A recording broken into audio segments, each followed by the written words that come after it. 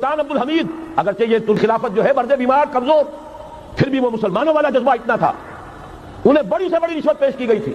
ظاہر بات ہے یہودیوں سے بڑھ کر رشوت دینے والا کون ہو سکتا، جن کے ہاں ایسے بینکر ہوں جو 40 بلین ڈالر کا ایک چیک لکھ سکے۔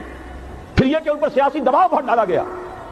انہوں نے جب تک خلافت عثمانیہ برقرار رہی یہودیوں کو فلسطین میں آباد ہونے کی اجازت نہیں دی، کہ جو معاہدہ کیا تھا حضرت عمر نے رضی اللہ تعالی عنہ، خلیفہ ثانی نے، خلیفہ راشد نے، ہم اس کے پابند ہیں اور ہم یہاں یہودیوں کو آباد ہونے کی اجازت نہیں دیں۔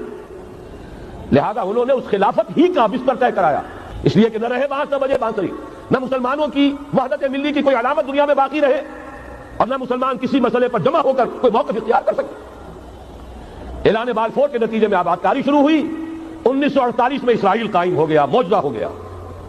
یہ سارا دھندا ایک شیطانی چکر ہے، ابلیسی چال ہے، اور اس کے ذریعے سے اسرائیل قائم ہوا اور اس کی توسیع بھی ہوئی 1967 میں۔